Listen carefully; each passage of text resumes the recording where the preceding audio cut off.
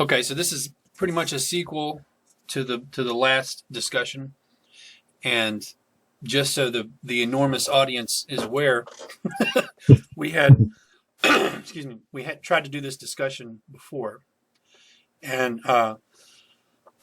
sorry, by the time that you had got through your opening statement that you had written, and we were about an hour and 15 minutes in, and it's my experience that it takes however long it takes to introduce an idea or to pose a theoretical question or whatever it is. It takes usually on average about twice that to explore it. A lot of times it takes a lot longer, about twice that.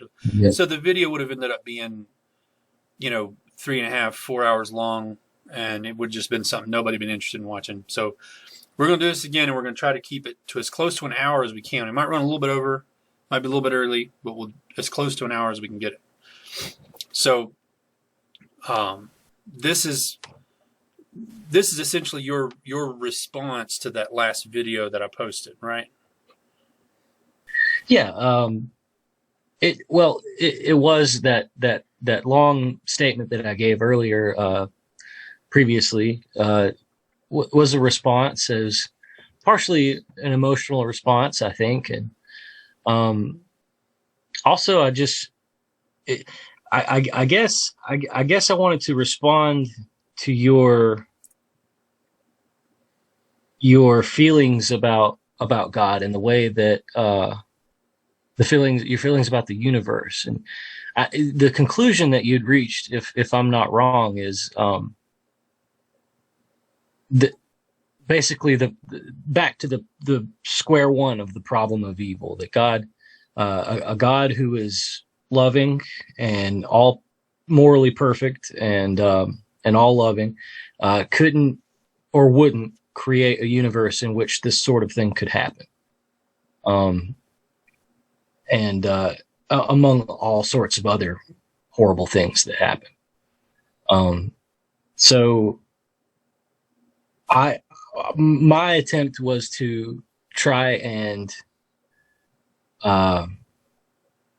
offer a different viewpoint, as far as whether or not a loving God could indeed create a universe in which there was a possibility of evil. In fact, lots of evil.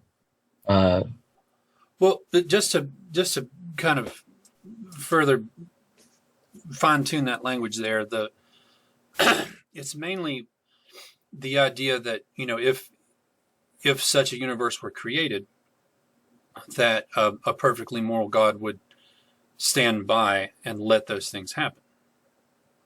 Right. Not necessarily that a universe like that wouldn't be created, but just that, that Okay. type of thing would be allowed. Yeah. And for everybody watching, it's been a little while. It's been a couple months since we had these discussions. And so Yeah, I'm, I don't do many discussions over the holidays. I generally yeah. avoid that. And so I'm having to remember exactly, the finer details of what we were talking about. But, so, uh, pretty simply, if you want to just launch right into it, man, my response would be that, God created a universe in which we are free, and we have free will. And in order for free will to function properly, unhindered, for the most part, you would need the option of evil. You would have to have for morally free agents to proliferate and exist and make choices that matter, and relationships that matter. I think that the possibility of evil in this context is necessary. And so then we have that possibility of the universe, but then for God to act and to say step in and stop one or another action,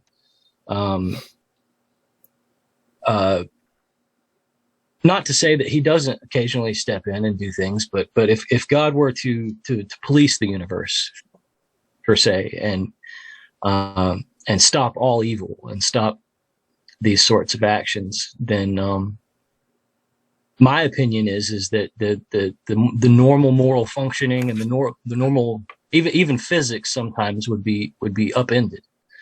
You know, there's some famous quotes by C.S. Lewis about that, about baseball bats ceasing to swing and things like that. But yeah, the unfounded nature of those things would get to me after a while. But I think the main thing that makes me think of, is that the main, well, let me say this first. So the main thrust of that video was that, in my opinion, the theist position puts you in the default that what happened to that girl was necessary.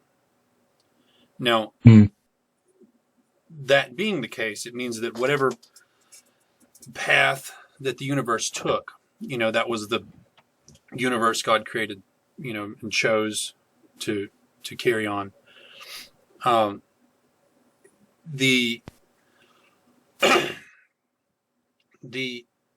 trying to remember, there was something about the language there that I wanted to get at, but I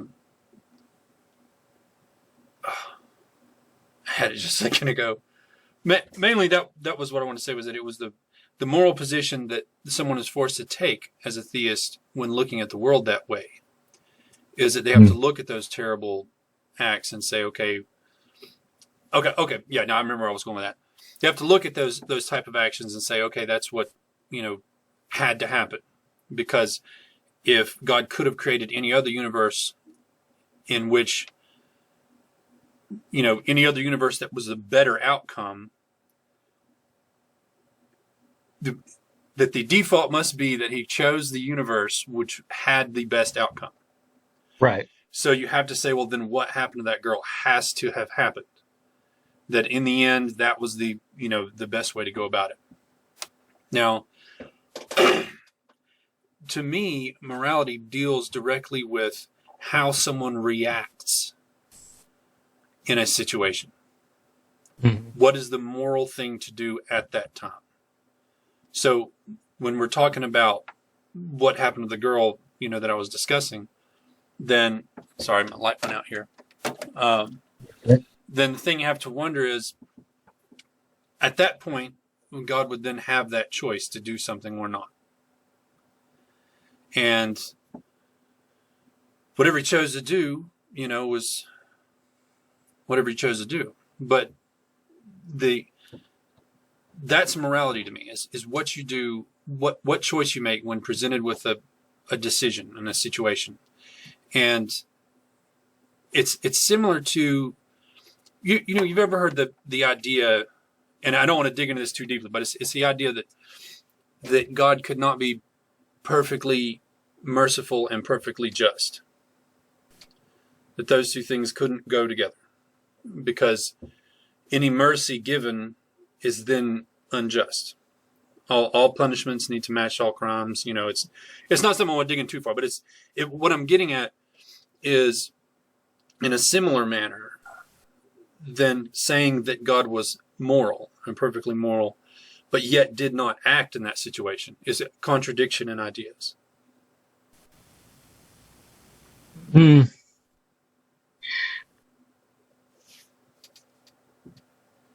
I feel that, this is, I feel limited as a human to speak about that kind of thing. I feel like there's got to be probably some sort of cosmic balancing act that's just beyond my comprehension. I feel that intuitively, and I would say that like, for instance, with the mercy justice scales here, is it possible to be perfectly moral or perfectly just and perfectly merciful at the same time? I think it doesn't seem like a contradiction on the face of it, but in action, you have all these counterfactuals. And I could see there being a need for balance. Well, we need balance. I mean, just like there's a need to survive death, and a need for there to be some form of karma. Like that's something we feel like we need, but needing it and wanting it and all that, it doesn't go real far as what's can be supported and defended. Well, I think you're right that even we will ask justice upon ourselves. Like a guilty person sometimes unconsciously will beg for justice on themselves. And that's there's a book about that, Crime and Punishment by Dostoevsky. The guy eventually ends up unconsciously going on this long journey and turning himself into the police for this crime that he committed, and he needed that justice for his soul. And I think that's, not to get off topic, I just think that's a really poignant observation that we as moral beings, sometimes, whether we know it or not, crave that. We crave that justice, even onto ourselves. And I think that's a real powerful, what's the word? It points to a justice that should be out there, that we would hope that would be out there. Well, I don't know about that. I mean, I think it's certainly a way to describe part of the human condition, but yeah, I don't think it points to anything outside of the human condition. Well, when you're thirsty, it's not like you're thirsty for something that doesn't exist. You're thirsty for water. It's there. Yeah. Your body is what's thirsty. Right. But you could say the soul thirsts for justice and other things. And I think that, or maybe the spirit, you could say, but that's the way I would put it. I'm sure plenty of people would disagree with that. Well, no, I mean that's one way to put it. I mean, I've talked with several people about somebody was bringing up the tendency of people to. I think it's one of the discussions that I may be having soon is another discussion with Logan, one of the other guys I talked with, where he was bringing up, that societies tend to create certain types of, mythologies to explain the brokenness of human nature and stuff like that. And he was saying, why would you ignore all these things that humans tend to do, as not as supporting evidence for some type of theistic position.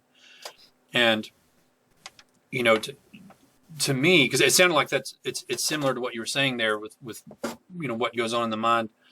And, to me, observations about what goes on in the human mind and the human condition tell us about the human condition, and they tell us what goes on in the mind, but it's hard for me to, extrapolate there from that. Yeah. So I enjoy going and watching comedy shows. Me and my wife go watch comedy shows a lot, and I enjoy that, and I want to do that. That doesn't mean that there is a divine comedy, right? Other than the book, right? The Divine Comedy. Right. But that doesn't mean that there's some great perfect comedy that exists out there just because I like watching comedies, or that people tend to have fetishes doesn't mean that there's the ultimate fetish. Right. Somewhere out there is the ultimate fetish because it's something we're longing for secretively. But then again, are there not peculiar and subtle types of longings that only could be satisfied by some supernatural means, which I could say, Uh, like, what's a good example? An Well, afterlife is something that we all long for, really. I mean, yeah, exactly. Yeah, that's the afterlife, and the one thing that's always struck me as very similar to that is the want for people to get what's coming to them. You yeah. know, and that's where the whole karma thing comes in, and why that's such an attractive idea to the mind is, um, you can see people. There's people where I work that are, don't deserve to be moving up, but they're moving up quicker than We all everybody know else. those people. Sometimes it's the cream settles at the bottom, but Yeah. you know, it's the want for karma I would place in that same type of thing. You want people to get what's coming to them. Okay, this person's really good, but they're not getting anything. I want them to be rewarded later. Yeah. If they're not going to get it now, then they should be rewarded later. And then if this person's being terrible, but then getting rewards for being terrible, then something should happen to them later. That doesn't. Well, and in another sense, it's also, if that force would exist, that force that would make those wrongs right, then you have something that enforces morality. So if I do something good in secret, and nobody's going to know that I did this good thing but me. Mm-hmm. On an atheist kind of worldview, it's like, why should I do this good thing if it costs me, but nobody's going to see it? It's not going to benefit me in any way, but it costs me. Why should I do this good thing? Is it just to make a dopamine hit go off in my brain, or but to say that there's an enforcer of morality that's above and beyond us that sees in secret the things done in secret. Then you have a system that not only works well and is proven to work well, but it actually gets benefits. It gives benefits in these ways. And it's just like the story of Santa Claus for children, though. Right. He sees everything you do when you're sleeping, when you're awake. He knows if you've been bad or good, and you can threaten kids with, well, you're not going to get a present at Christmas. Santa knows. Right. And it plays that same role. It doesn't lend any credence to the idea that there's a magical fat man coming down the chimney, but Well, I think, and it's certainly useful. It will influence the behavior of children. I have seen it. Right. It will. And so there's these 2 points of view. There's the point of view that it's this societal, maybe macro evolutionary tool that we develop to influence our behavior, even when nobody's looking, to make sure we do the right things. It could be a cosmic Santa Claus who punishes us or benefits us, or Santa is just a pale parody of the real thing that we all unconsciously or consciously know exists. And I think like Jordan Peterson would say, like, sometimes the myth is realer than real. It's when he starts using language like that, I like a lot of what Jordan Peterson says, but he gets to those things where he's like, it might be correct, but is it true? And I'm like, oh, you fucking lost me. I'm not, And he'll say, well, is it true enough? It's like, pretty good Peterson I can't talk too. in those in that type of terms. It's very hard to think like that. And say it like Kermit the Frog, But no, I've actually somehow I've tapped into that stuff that Peterson's talking about. I like some of it. I get it. And it's like he's dangling over this fence line, man. He's somewhere in between Christianity and some place I couldn't even tell you. I've never actually heard him, and this is of course not related at all to the discussion that we're going to have, but I've never actually heard him make an argument for the existence of God. What he does is talk about how much religion resembles the human condition, and and as though that's not an argument for the idea that it's developed he's by obviously, people, he's wrestling with it, man. He's wrestling with it himself. You can see it. And not just that, but he's also terrified of what his community will do to him once if he were to sit there. I can tell that he's walking on eggshells around that topic. Yeah. I mean, he's been in this respected position for so long, and if he were going to cross that line even once, they'll tear him to shreds. Yeah. And I don't blame him for kind of keeping hush hush about that. I think he's had a couple of personal revolutions. He mentioned his wife and daughter are actively going to church and hanging out with Christians, and like they're pretty much walking the walk at this point. And I think he's personally like just keeping an eye out from the sidelines and figuring out what he feels, and that's okay, Anyway, back to what I was saying. No, I think in some cases like that you have these 2 points of view. Is it real? Is it a mechanism that we've developed? And, it could be both. It could be that the mechanism works because it's already real. Right. I could see it though. One of the books that I read a little while back was the first one was I read these 2 books by Freud, and one of them was called Totem and Taboo, which was really interesting because he talked about how a lot of these ideas can arise in early societies. I forget the exact language for it. I don't think the book is very well talked about because of the language that he used at the time, but just the behavior observed in developing human societies, and they're just in the very beginning stages of human societies, the kind of things that are seen. But one of the things that I read at the same time was I read the Future of an Illusion, and a lot of these things, like, so once a society realizes that death is a thing, then immediately the want to overcome it is there. Mm-hmm. And then I think, once that's there, and the sort of culturally it's can present problems, but for the most part it's a harmless belief.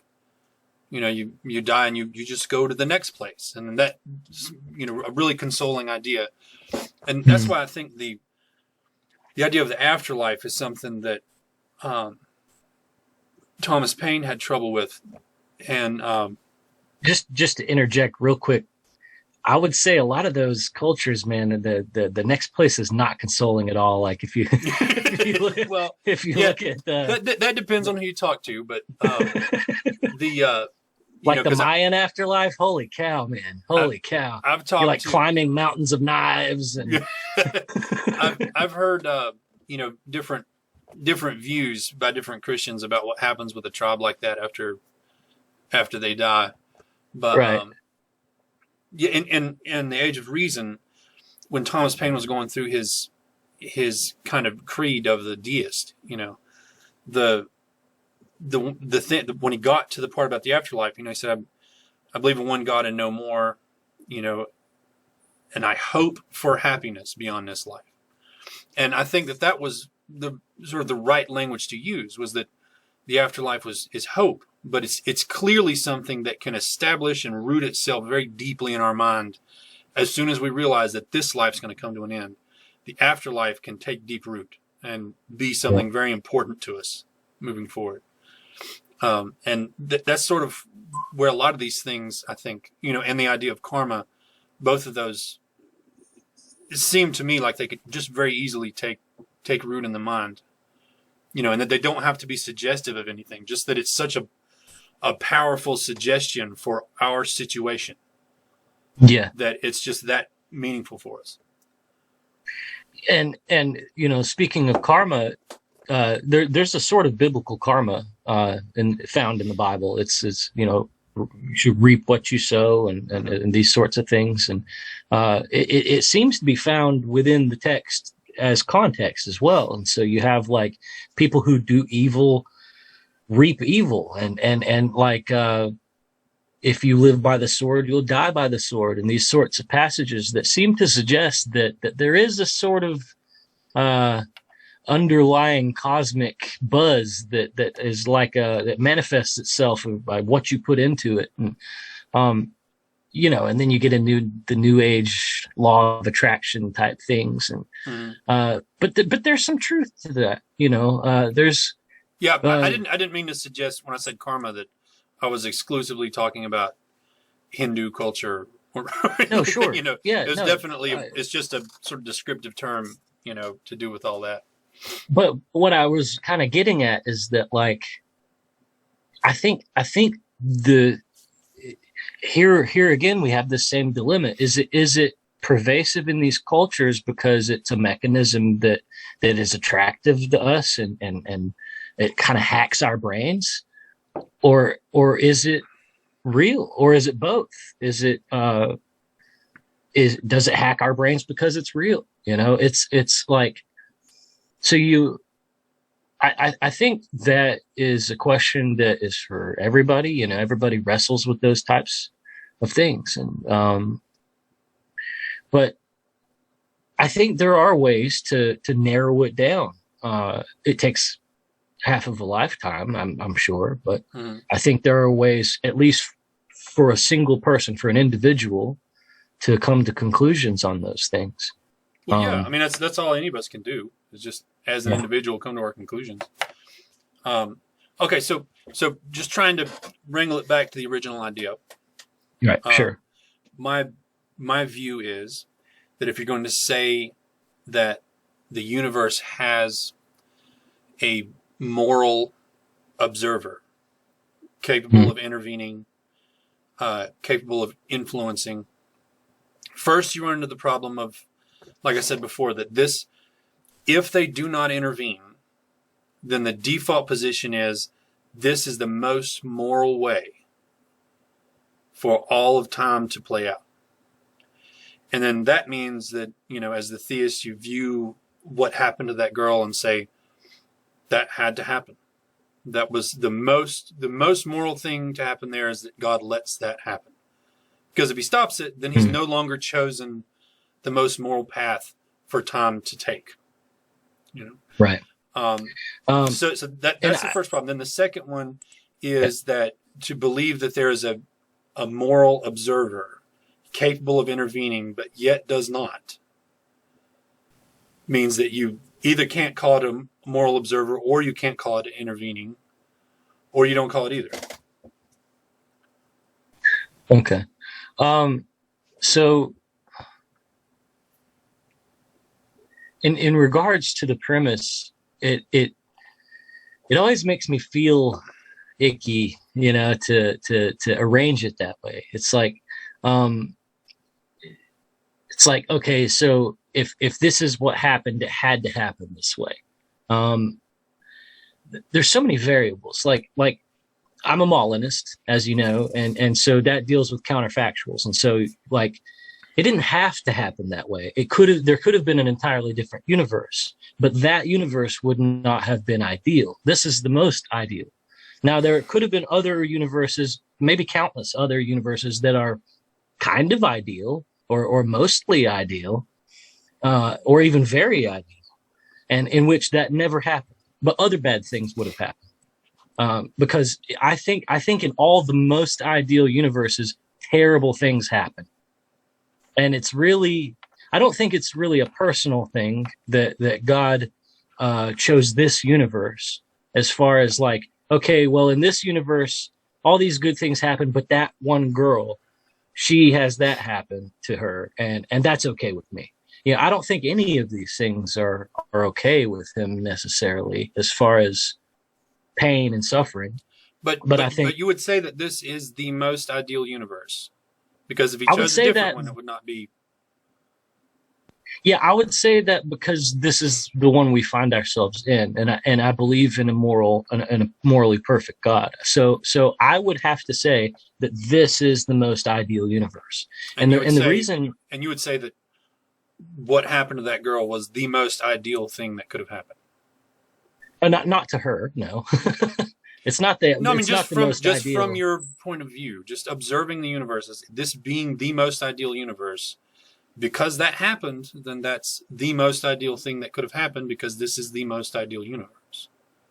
Well, possibly, and the way that I say that is because we don't know that there aren't many, which there are. There have to be. There's so many variables that we're not aware of. So, like, and I know you hate getting into this, but it has to be that way. So imagine any horrible thing or any good thing that happens causes a butterfly effect, and that butterfly effect could manifest itself even 300 years later, or in another country. You could have a ripple effect that possibly produces vast changes over the course of hundreds of years. So the death or life of one person could be a very important thing in the sense of it could change the course of all history, and we know it would. Because you know this girl died at that point, then with that view you would have to say, if she had lived, something worse would have come out of the universe. Well, I don't know that. Yeah, I just don't know. I don't think you can know the other way either. So when people start talking about, you know, if this were prevented, then on down the line, maybe something, they're saying something that we have no evidence at all to think is the case. Sure. Right. So I'm not saying I have evidence that this is true. It's just the most likely scenario, philosophically speaking, in my opinion. For the theist. For a theist. Yeah. So that, you know, that gets back to what I'm saying is the real moral issue here. Because, and I will say, a lot of theists probably don't agree with me. Like, there's Calvinists that have no clue about what I'm talking about. They don't care about that. Well, they trap themselves in a little bit deeper hole because of the determinism. I think so. Thing. Yeah. But in other words, so imagine it this way. This is the moral problem to me. You have two people standing there who have, you know, first, you know, we'll talk about the thing has already happened. You have two people observing this thing. One says, this is awful. It should have been prevented. If I'd had any ability to stop it, I would have. If anybody or anything had the ability to stop it, they should have. And the other person, because they're theist, says what you're saying. That, well, this is what God allowed to happen. Something that the theological conclusion, as you're saying, that you arrive at is that if she had lived, then something terrible would have happened on down the line that would have negated this. And that what's this one girl's life and the, you know, and when reflecting on all that. And to me, just hearing those two positions and framing those two positions in my head, one is clearly more immoral than the other. And I don't like that theism forces you to take that posture in relation to things like this, that because God didn't stop it, then we have to assume that there was some other reason. And believing that God is this moral, observant, intervening being means you can't avoid coming to that conclusion that this had to happen. Well, let me interject here. If I were in that situation, that's not what I would say. I would say what the first man said. Obviously, yeah. No, I'm not meaning like you would be heartless or anything like that. I'm just saying that to look at two people and compare their views of that, not that you would say that to you know, your family or anything. But this illustrates my point, though, is that there is a distinction between the emotional human side of this argument and the intellectual, philosophical, universal, cosmic side of this argument. Because it's okay to I think it's even okay to logically contradict yourself when you're just being human to another person and giving, like if I were in that situation, I wouldn't be thinking cosmically. I would be thinking as a person, as a human being in that situation, I would give grief and my heartfelt apologies and all sorts of things. And Yeah, but at the same time, I wasn't suggesting that it was any type of your reaction to the right, people. right. But I just want to say that, like, at the same time, it's okay to believe that you can do that, and then also have a belief in a cosmic plan, and then the cosmic plan doesn't necessarily a belief in a cosmic plan doesn't necessarily make you immoral. I just can't see that as I can't see how that could be, you know, because that's essentially what you're saying, is that, so it's either one or the other. No, not just either one of the. I'm just comparing those two views. One is the view that this thing should have been prevented, if at all possible, by anyone or anything able to stop it. Right. And then the other view, which is philosophically where you arrive at with theism, is the view that no, if she had lived, that would have been a worse future. But when you word it another way, what you're saying, you can word it another way, but I mean that's the reality of believing that all these things had to happen in order for the most perfect universe to play out. The most ideal universe to play out, she had to have died. But what I'm saying is, I feel like a lot of this particular, in this situation, I feel like some of your personal reasoning is very emotionally charged, and it's because of the way that the language that you're using. Yeah, it certainly is, so, because the morality itself is, yes, in essence, emotional. I'm not faulting you for that. Yeah. I'm not saying that there's any fault with that. I'm saying that William Lane Craig made this distinction. If you there's a certain talk that he gave, and he said that there's a intellectual problem of evil, and there's an emotional problem of evil, and the emotional one is so much more powerful, and it's the one that we deal with so much more. The intellectual one can be resolved simply almost, but the emotional one is what grips us as human beings and what we experience on a day-to-day basis. And anyway, I just want to make that distinction that if you were to word that, what you said, another way, you would be saying that it's immoral to believe in a divine plan. Because if you believe in a divine plan, then you believe this.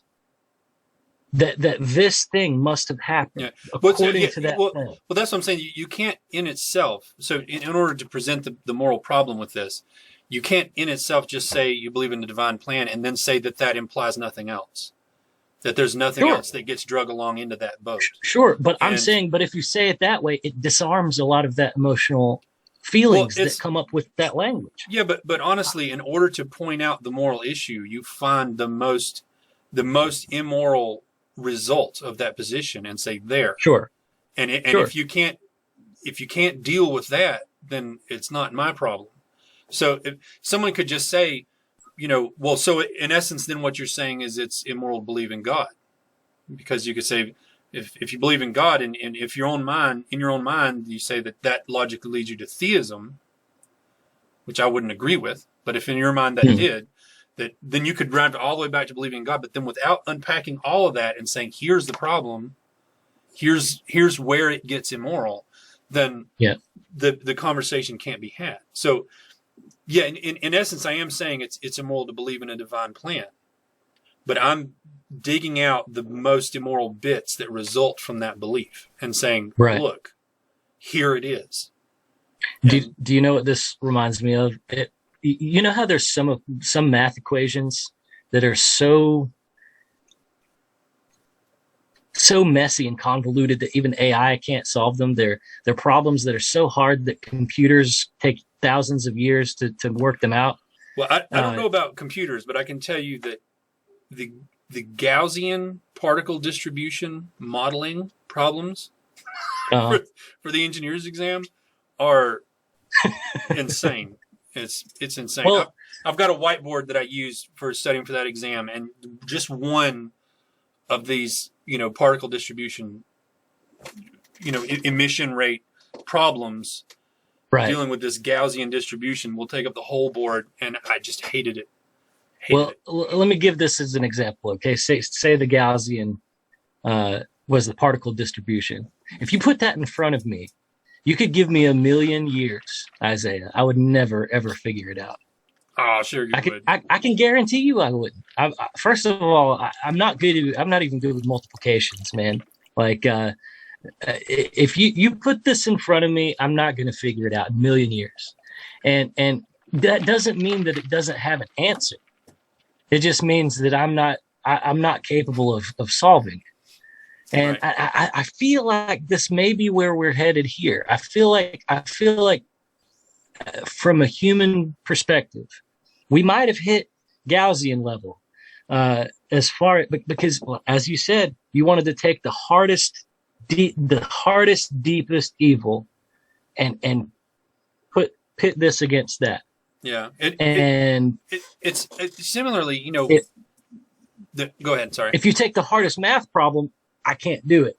So if you take the hardest evil problem, maybe we can't do it. Maybe we can't wrap our brains around it. Is what I'm saying. Well, remember, we're just philosophers here. We have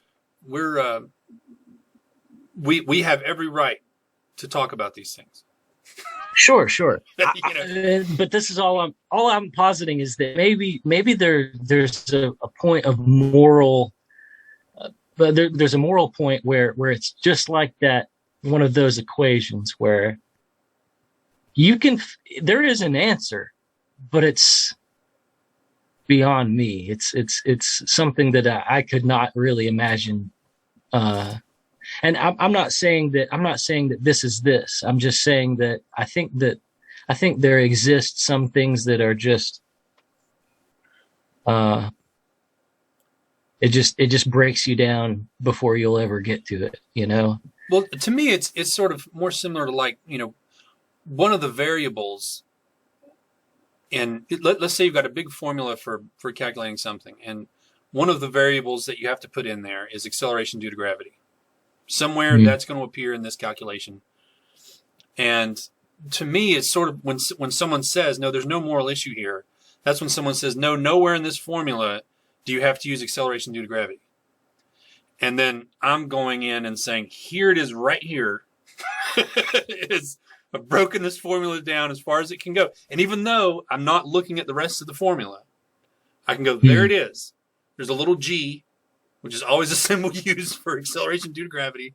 Right there it is. And to me, that's what it feels more like. Instead of saying, like, I'm not looking at it saying the answer is this. I'm just saying you have to use gravity in order to make this calculation. And right there's gravity. And then someone's looking at me and saying, no, gravity plays no part. Let me, because this just came to my mind when you were saying that.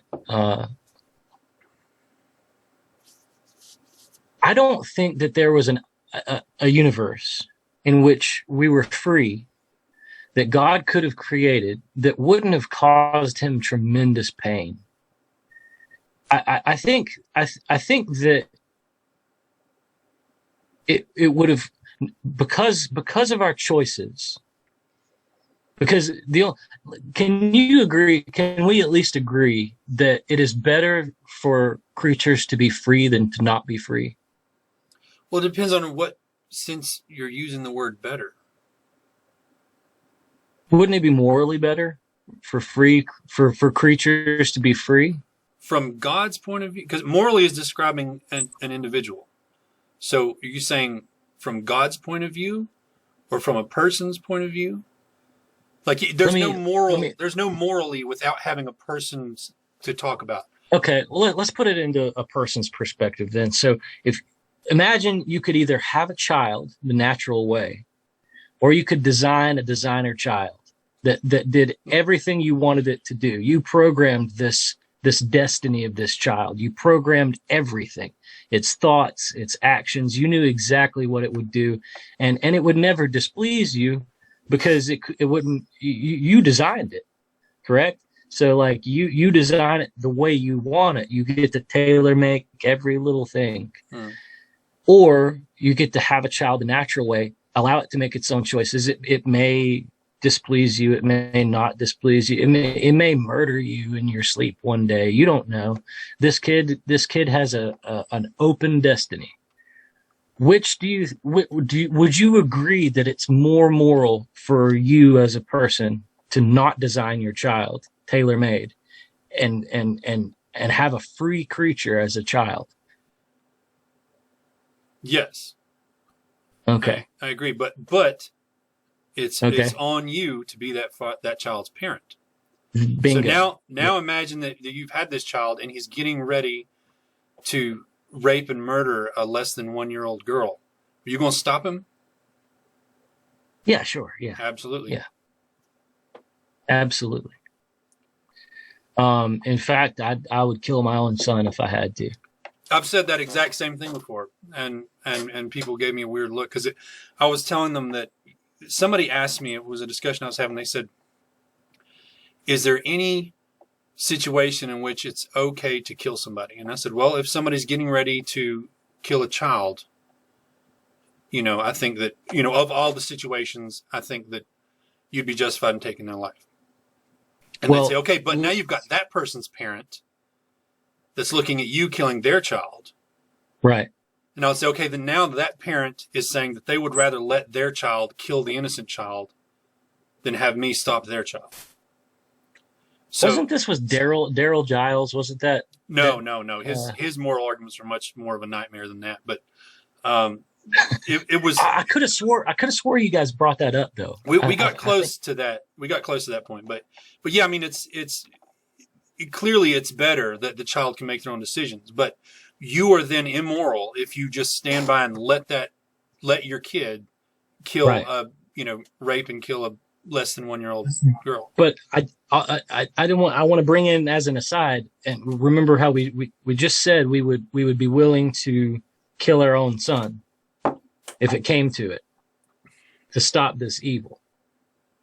And I want to just highlight Jesus there for a second. That's what that was. I didn't stop anything. The girl still died. Well, I would say it did. It stopped things. It didn't stop that, but it stopped things. You can say that. There's no way to prove that that's true, though. There's no way to say other things would have happened. You can't say that with any certainty at all. Wait, what? Sorry? You can't say that something else would have come of that with any certainty at all. All we know is what happened. All we know is what's happened. We can't say, well, no, something else would have come of this. No. I wasn't trying to. I was just saying that on the cosmic scale, to defeat evil once and for all on a cosmic scale, God killed his own son. It's similar to the situation. It's part of it's part of the story. But again, it's hard to say that is the case. Sure. From a temporal perspective, I would say that's true. Yeah. No. Sometimes I even, I'll be honest, man, we all struggle. Like talking about Christians, we all struggle with that stuff. Yeah. Like, it's not like, at least I hope we do. I hope we all do. The ones that don't, I worry about. There's a lot that really think they've got it all figured out. they love saying that they don't, but man, do they have all the answers. Yeah. I've talked to a few that really think they've figured it all out. Well, it's like I can't hate them for believing in Christianity because I believe in Christianity, and in many ways we have a lot of the answers because they are there. It's revelatory, and so it's not like. I mean, it's one thing if we believed these books just came from some guy, but we don't. We believe they came from a bunch of different guys. Yeah, a bunch of different guys, which we believe that, but we also believe that these guys were being spoken through by a higher power. So, one that can't lie and all those sorts of things. And so, in a way, there's a lot of stuff that we feel like we have answers to. Yeah. But man, I'll tell you, it's not like I still don't feel human feelings and fears and struggle with these sorts of things, man, because like, it's one thing when you're a waspy housewife and everything's going good all the time, but like, man, I've had a rough life, dude, and a lot less death than a lot of people. You know, I could be grateful for that. I've had to deal with a lot less death than many people, but that's the one thing I haven't had to deal with, and so like, I'm just kind of waiting for that to happen. So it's like, I mean, at some point we all are going to get to that age, you know, where, you know, as they say, the phone will start ringing with bad news. Yeah. You know, yeah. Eventually we're all going to get there. It terrifies me, dude. It terrifies me because the older I get, the more I just care about my family. You know, I just want to spend time with my folks and like, and so I don't know, man. There's a deep existential sorrow associated with that. And here's the deal. This is to bring it back full circle, is that like, okay, you can say a divine plan is immoral, but when it comes to this, I want to see my family again.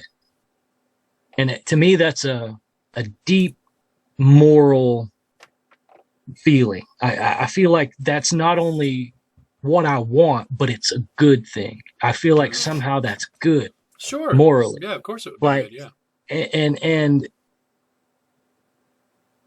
that there's meaning from all this. So like, we're not just here and gone, you know? And so like, I feel like it's almost a moral imperative that there should be meaning, because if there isn't meaning, it makes you almost mad. At least it does me.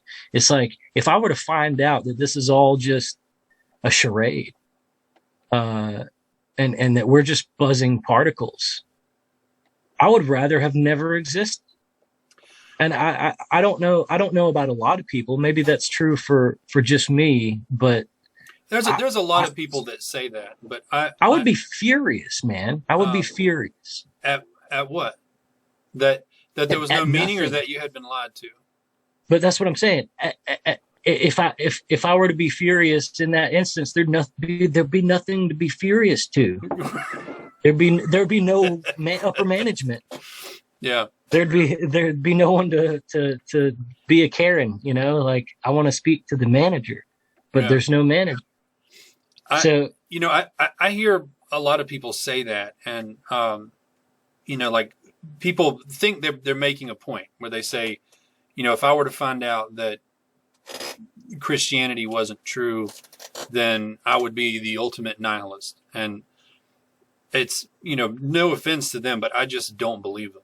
You know, it's they really say that as though it's an argument point, but it's a worthless thing to say, because meaning is something. I think I wasn't trying to make a point of it. I'm just expressing myself.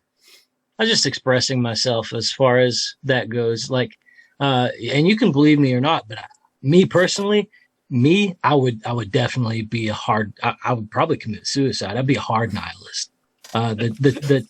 It's just my background. I've had my experience, and after my experience, the only thing that could make it worth it is if there is something at the end. And if there's not, I'd be furious. I'd be so mad. And so, but I don't mean to make that into it, because those are my subjective feelings. I don't mean to make that into a point. It's just that that's how I feel. But I also have these inclinations towards these other things. And so like, I feel like, I guess what I'm trying to say is, all this intuition is what that's what drives me. And not just intuition. I have all these other things that I've researched and blah, blah, blah, Well, but I will say, one thing that's come up when we've talked before, and the same will be true about the afterlife. Because, even where Thomas Paine was at, he said he hoped for happiness beyond this life. The position of, the afterlife and meaning, and even there being a spiritual realm, where people believe they've encountered spirits and things like that. None of those things are, go away when you consider the possibility that there isn't an observant moral God that's, can stop wicked acts but chooses not to. Those are two completely independent things. So, well, we've talked about this before. It's because we don't know everything. That's very important to remember. And because we don't know everything, you can't say that there's not a spiritual realm. You can't say that there's not an afterlife. You can't say that the soul does not survive the death of the body. You can't say any of those things, but none of those things are intrinsically dependent on a moral, able to intervene, but yet does not God. That doesn't have to be the case for any of those things to be true. Sure. I don't, something feels off about that. I don't really buy that into like some kind of alarm goes off when I hear that. Well, it's up to you, but it's rooted in the truth that we don't know everything. I know. And I don't know how you object with the idea that we don't know everything, because as soon as you say we don't know everything, those things are possible. No, and that's not what I object to. I think what I'm objecting to is the idea that, okay, if you take away a theistic God, then we could still have spirits in an afterlife, a hierarchy of spirits, and all these things. Well, I don't know about necessarily think hierarchy, but but just spirits. All that would have to happen is that our consciousness survives the death of the body, and if that's the case, if consciousness, because no one's been able to identify consciousness and say, here it is, then that means that it's surviving the death of the body is possible. And if that's possible, then you can have an afterlife, then you can have spirituality, you can have all those things, because we don't know everything. But I think, here's my thing is that, like, okay, if our consciousness survives the death of the body, then we could assume we have something similar to souls, correct? Some sort of vehicle of consciousness that survives through death. If consciousness survives the body, then it would be consciousness itself, I think. And in that discussion, consciousness doesn't have to be in anything else. It could just be consciousness. Well, that's what I mean by a soul. You can call it many things. You could call it a packet of consciousness or whatever. or whatever. Yeah. But the traditional idea of an afterlife is that these who we are is not this body, and then that whatever that is goes on afterwards. And so I would say if that's true, then that is more of an argument for theism, because then you have a basis of a disembodied conscious mind that I mean, it's only 1 degree of separation from the thing that made it, and the thing that made it could quite easily be a disembodied conscious mind. And so then it's very simple to say, oh, we're just pieces of that thing. And to me, it closer approaches theism than not. But that's just my philosophy. I don't think so. But just because my opinion is that what happens as the body develops and moves from just being an embryo to actually being alive, at some point it gives rise to consciousness. There's no reason to think consciousness comes sneaking in. It just for all we know, and we don't know everything, observedly, it is apparent that as the body develops, it gives rise to consciousness. That the consciousness doesn't have to come from anywhere. That we could be just the seed pods for consciousness. That's all. The only purpose our bodies serve is or to be a seed antennas pod. Or something. Yeah, something like that. Yeah, but yeah. Anyway, it's important, I think, because some people think that all those things are tied, just supernatural things. By definition, supernatural things are just things that aren't natural, that we don't understand this. It's not part of what we observe as a natural world. So we call it supernatural. Right. And then people say, well, you can't have supernatural without having God, which is not true. The existence of the supernatural, or that there are things that are outside the natural world, is in no way tied to or dependent on a theistic God being in existence. I would say that there's probably a reason why a lot of people feel that way, though. I think there is something that intuitively directs you towards that spot. And maybe it's just our culture. Maybe it's our Western culture and the way that we have had, Christianity as a background noise for 2,000 years. And maybe that's it. And there's a lot of discussions about real early human societies, because disease is something invisible. And the minute you realize there's something invisible killing someone, and now there's something invisible killing that person, the human mind doesn't need much to go, we pissed somebody off. Right. And then you make an angry deity. And then, it's before long, you angered the watchers, and now you need to, say it. To me, I can see where all those things develop and start coming from. And that was one of the things that was in that book, Totem and Taboo, was what he called obsessive self-reproach. The brokenness part is that you can see where that comes from in early human societies and how that develops. And you can almost, fast forward and see at what point it turns into a religion and what, So I think that a lot of these things you can see where they come from and the purpose of them. I heard somebody say one time that the real question about God's nature is the agency question. And if you think about early human societies, that applying agency to things helps, because if you hear a rustling in the brush, you're going to survive longer if you start defaulting to the position that that's something getting ready to eat you. Right. That's what I was going to bring up, is that's the theory that I've heard and understood, is that you have a mountain lion stalking you. There is something unseen in the woods stalking you, and so you begin to associate agency with that. So then natural selection takes hold, and the person that is more cautious and applies agency to more things like that lives longer and has more children. And just as a side note, that reminds me of the passage about Satan, who stalks through the wilderness looking for whom he may devour. As a roaring lion. I was always interested in that, because the Lion of Judah the lion plays both roles, and I was always fascinated by that. Is that there's a Lion of Judah, and then there's the devil as a roaring lion. Well, even the serpent plays both roles, because remember the serpent that was lifted up in the wilderness by Moses, and Jesus said, "As that serpent was lifted up, so must I be lifted up." Yeah. And so in other words, the serpent also played both roles. Yeah, except not until later, because remember we had this discussion before in Genesis.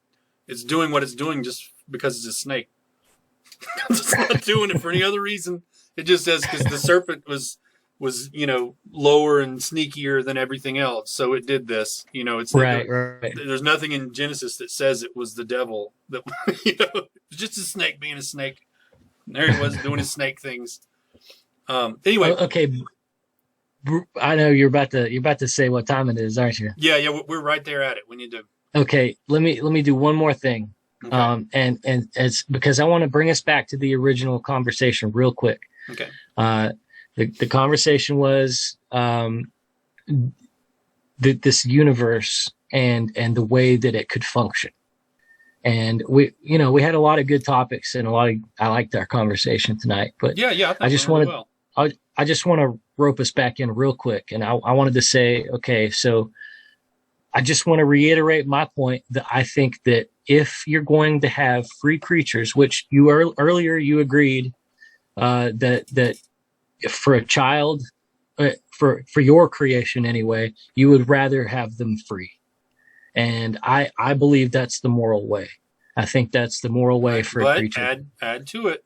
Remember, and add to it, then as their father, raise them in the way that they should be, and stop them if you can at all. Well, stop them from killing infant children. But I also want to make the addendum that sometimes as parents we can't control our kids, right? Yeah, but now apply that to God. Right, but they'll say that God couldn't have stopped him. I'm not saying that. Yeah, so that's where the analogy breaks down. Okay, but so we can just say, well, what our children did while we were at work is one thing, but sure, God's never away. The theistic God's never away. He's there seeing it. But God is bound in certain ways, and he's bound. Well, yeah, by his nature, he's bound by his own nature. Is okay. What I mean to say. All right. And always with these analogies, with human to God analogies, everything starts to break down eventually. But what I mean to say, though, is that because God must allow free will, there are certain things that he really just can't do unless he wants to break the system, unless he wants to break this whole system. It would destroy the survivability of this universe. And so I think one of those things is that he allows a good deal of evil. I think that there are things that he does restrict. I think certain things the Bible says he restrains some evil. We just don't know what evil and how much and when and why. We don't know those things. But it does say he restrains evil, some of it.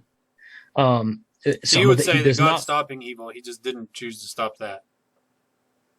For whatever reason, maybe. Yeah. And I don't have I don't feel like I have. You as a theist have to assume that there is a reason that he didn't. Yeah, I would say there's a reason for every single thing. Yeah, I would say there. I mean, if he didn't have a reason, that wouldn't make sense. So see, I would say there's no reason good enough to prevent anyone or anything from stopping that child from getting killed. Look, in some ways, I'm inclined to agree with you, but I also know that I don't know. I mean, we're talking cosmic scale. We're talking but generations you don't know, of people. But then the theistic position means the default is you have to assume that there is a reason that she was allowed to die, and that if she hadn't, then that would have somehow been a worse scenario in the future. Well, I don't know about that last part. I don't know that it would necessarily be a worse scenario. Well, you said this was the most ideal universe, that this was the best way to do it. Yeah, it's the most ideal universe. But even in the most ideal universe, like I said, I think in all ideal universes, bad things would happen. How can you possibly know that? Well, what I'm saying is because all ideal universes, all the most ideal universes would be free universes. For us. In which people are free. Yeah. But the most ideal universe is for us. What do you mean? For us. That's the most ideal situation is for us, is that we can do whatever we want. Well, I don't know about that. It's obviously not the most ideal universe for the girl. Oh, you mean for you and I? Yeah. The most ideal universe for everybody that it works out for is that we could do what we want. I would argue from some people, even, from wildlife's point of view, from the tree's point of view, it's the fact that we can do whatever we want is not the most ideal thing. I would argue that nobody gets through this unscathed, buddy. I don't think any of us are. No, I didn't say that. I'm just saying from the point of view from people living happy lives right now, it's best that we can do whatever we want with no one stopping us. But from the point of view from everybody who's killed for no reason, it's not the best universe for them. No, I want to say right now that free will results in a big net bad for the most part. That's what this whole. I mean, in a large way, it's a lot of suffering for what we. I mean, okay. On one hand, it's free. We're free, and that's a good thing. But on the other hand, it's oceans of blood. And that's the paradox, man, is that we're in this place with these murderous people. And some of us are murderous. If you look deep in your heart, and I know when I do, there's murder in my heart. And I could just as easily have been Hitler. I think that we're all that way. And I think that is the situation in which God found himself. In other words, when he's going to create and he knows what his children are going to be and how wicked they're going to be, there are only a few options. There's only a few things that he could possibly do to mediate this. He could destroy us all. He could never have created us in the first place, or he could somehow, through some means, transmute this evil into something good. And I think that that's the only option. That's our best hope. If you could have this universe and a divine plan, that's the only way it could function. He has to use Jesus to come down, to put that evil on himself and take it and eat it. You know what I'm saying? That's the story. Yeah. That is the story. And I think there's a reason why all of our other stories are based on that. You have a hero that fights the dragon who dies and is reborn. You have that Jungian arc. Even Jung said that Christ was the epicenter of the hero. He was the basis of the hero complex. And so, like, I'm all I'm saying is I think that's, if it's our only hope. I think it's our only hope as far as the universe is concerned. And you would say that this belief forces me to take a moral stance, but I think the alternative is just as bad. I think the alternative is to say that there is no hope. There's no hope. There's not necessarily any good or bad thing coming, and that girl's still dead. That girl's still raped, and she's still dead.